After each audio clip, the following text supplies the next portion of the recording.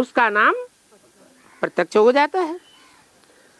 तो कहते हैं जो ओट ऐसे अर्जुन,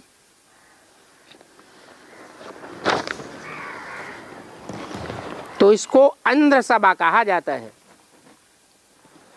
1668 की वाणी का दूसरा पेज। इस इंद्र सभा की तुम परियां हो। इंद्र सभा में कौन गाई हुई है? इंद्र सभा में जैसे देवताएं गाए हुए हैं वैसे परियां भी गाई हुई हैं। क्या नाम दिए हैं? उर्वशी, रंभा, मेनका, तिलोत्तमा, पुखराज परी, ये नाम है ना। नीलम परी, जिसको जो ज्यादा याद है सो वो बताएगा नाम। परियां तुमको भी बनना है क्या? परियां तुमको भी बनना है। कैसे? ज्ञान योग के पंख धारण करेंगी और ऊंची ऊंची स्टेज में उड़ेंगी तो तुम्हारा नाम भी परियां पड़ जाएगा। अनेक प्रकार की परियां गाई हुई हैं। हाँ, क्यों? देवता हैं। हाँ, तो एक ही जन्म में बनेंगे देवता है? और जन्म में नहीं बनेंगे। क्या बनेंगे? देवता ही बनते रहेंगे। और क्या बनेंगे? परियां भी बनेंगे। एक जन्म स्त्री का, एक जन्म पुरुष का। तो शूटिंग कहाँ करेंगे? यहाँ शूटिंग करनी पड़े ना। ऊंची स्टेज में उड़ना पड़ेगी, नहीं उड़ना पड़े? उड़ना पड़े। ज्ञान के पंख से ही उड़ेंगे कि ज्ञान योग पंख, दोनों के पंखों से उड़ेंगे? ज्ञान और योग दोनों के पंखों से उड़ेंगे। उड़ेंगे तब जब परियों के समान पवित्रता को धारण करेंगे। अगर पुरुष पने का भान रहा तो दुर्योधन दुशासन का टाइटल होने पर फिर ऊंची उड़ान उड़ ही नहीं सकते। इसलिए क्या बनना पड़े? परियां बनना पड़े। कोई बच्ची बड़ी अच्छी शोभायमान परी होती है तो कहते हैं ना, ये तो जैसे कि परिजाद है। इस दुनिया में तो पाउडर आदि लगा करके सुहानी खूबसूरत बन जाती है। सतयुग में तुम बनते हो परियां परिजात। अभी तुम ज्ञान स्नान करने से परियां बन करके निकलेंगे। क्या? कहाँ निकलेंगे? सतयुग में निकलेंगे? नहीं, इसी दुनिया में तुम ज्ञान स्नान संपन्न स्टेज में जब कर लेंगे तो परिजात बन करके निकलेंगे। तुम्हारा फिर गायन होगा। संपन्न स्टेज का ही गायन होता है। तुम समझते हो कि हम पहले क्या थे, अभी देखो क्या बन रहे हैं। जो सदा प्योर बाप है, जो सदा खूबसूरत है, वो मुसाफिर बाप आकर के तुमको ऐसा बनाते हैं। वो बाप तो सदैव गोरा है। वो कब सांवरा नहीं बनता है।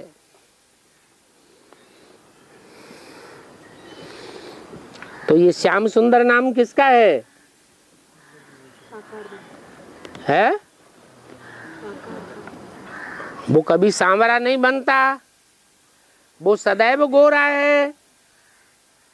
तो गोरा शरीर के द्वारा होता है, काला सांवरा शरीर के द्वारा होता है कि बिना शरीर के प्रत्यक्ष होता है? शरीर से प्रत्यक्ष होता है।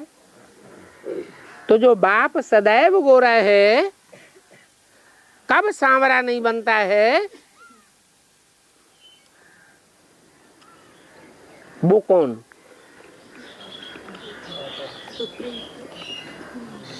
है? कोई है? हैं? शिव बाप। शिव तो बिंदी का नाम है? बाबा कहे तो साकार चाहिए, फिर साकार बताओ। संपन्न रूप में है? जब संपन्न बन जाता है तब तो सांवरा बनता है। जब संपन्न बनता है तो सांवरा, नहीं गोरा ही गोरा रहता है ना। तब गोरा, और संपन्न नहीं बनता है तो सांवरा। सांवरा होगा तो निश्चय निश्चय के चक्र में आवेगा या नहीं आवेगा? आवेगा। और गोरा होगा तो निश्चय निश्चय के चक्र में नहीं आवेगा। तो कौन सी आत्मा है जो निश्चय निश्चय के चक्र में आती रहती है, और कौन सी आत्मा है जो निश्चय निश्चय के चक्र में नहीं आती है? जो निश्चय निश्चय के चक्र में नहीं आती है, उस स्वरूप के द्वारा शिव ज्योति बिंदु बाप जो सदैव निराकार है, वो साकार के द्वारा प्रत्यक्ष होता है। वो कभी भी अनिश्चय बुद्धि नहीं बनता। तो बताओ, डॉक्टर बनावेगा, इंजीनियर बनावेगा, मास्टर बनावेगा। अब गोरा कौन बनावेगा? जो गोरा होगा, है जो एवर गोरा होगा, तो गोरा बनावेगा। तो कौन एवर गोरा है और कौन अभी एवर सांवरा है?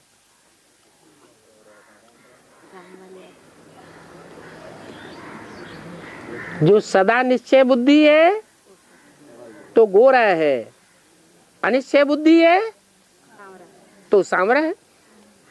निश्चय निश्चय के चक्र में आता है, अप एंड डाउन में आता है तो सांवरा है।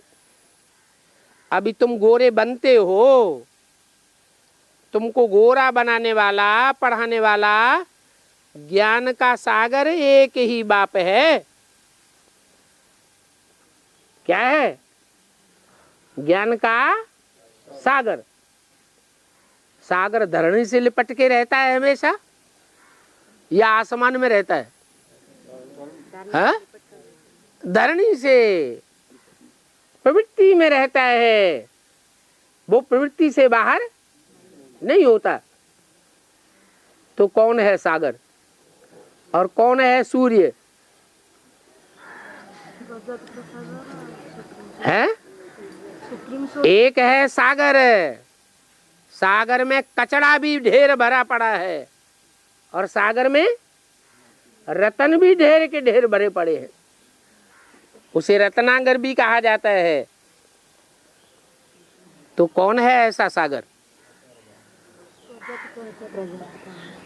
जिसे साकार कहा जाता है, जो सारी मनुष्य सृष्टि का बीज रूप है?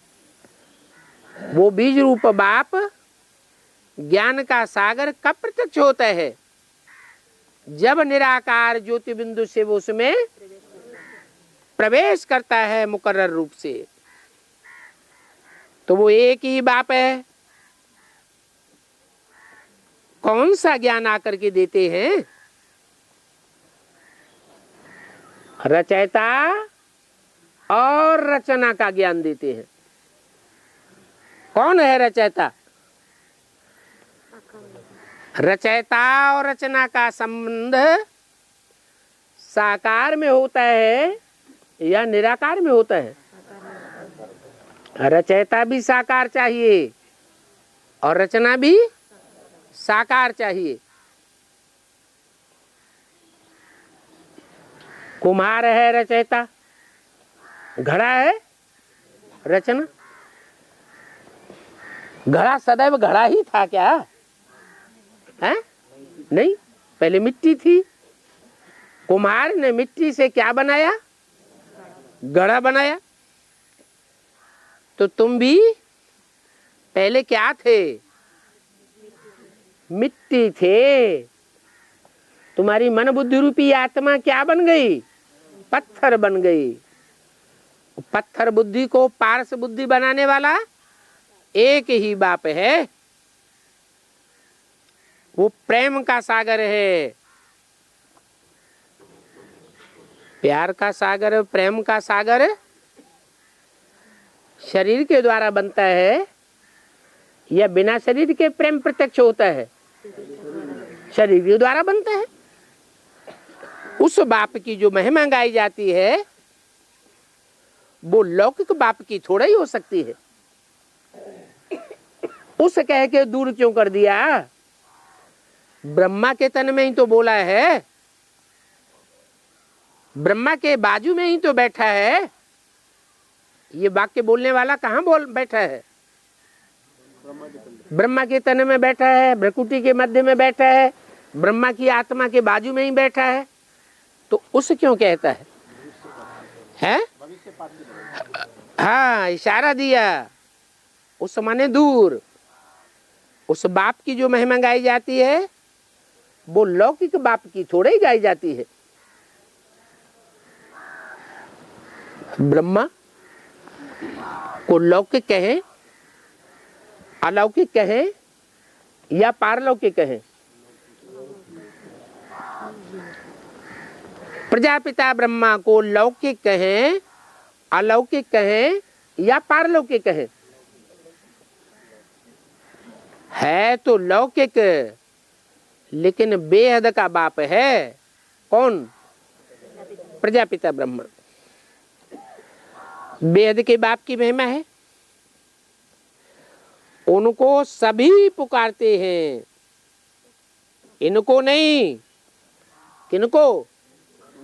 उनको सभी पुकारते हैं कि हमको भी ऐसी महिमा वाला आकर के बनाओ। अभी तुम बन रहे हो ना, परंतु नंबरवार पुरुषार्थ अनुसार बन रहे हो। पढ़ाई में सभी एक रस नहीं होते हैं, रात दिन का फर्क हो जाता है। तुम्हारे पास भी तो आवेंगे बहुत, जो भी आवेंगे उनको ब्राह्मण जरूर बनना है। चाहे क्रिश्चियन धर्म से आवे, इस्लाम धर्म वाले आवे, बौद्ध धर्म वाले आवे, सिख धर्म वाले आवे, कोई भी आवे, उन्हें क्या बनना पड़ेगा? उन्हें प्रजापिता ब्रह्मा की संतान बनना पड़े। फिर कोई अच्छी रीति पढ़ते हैं, कोई कम पढ़ते हैं। पढ़ाई में सबसे अच्छा होगा तो उनकी पहचान क्या होगी? है? अरे क्लास में भी जो सबसे अच्छा पढ़ने वाला स्टूडेंट होता है तो उसको मॉनिटर बनाए देते हैं। वो क्या करता है फिर? वो मॉनिटर क्या करता है? औरों को भी पढ़ाता है। तो क्या पहचान हुई अच्छा पढ़ाई पढ़ने वालों की? हाँ, अपने अपने दिल के अंदर देखें कि हम अच्छा पढ़ने वाले हैं या दल बुद्धि है। अगर अच्छा पढ़ाई पढ़ने वाले हैं तो जरूर औरों को भी पढ़ावेंगे। ये बात तुम समझ सकते हो।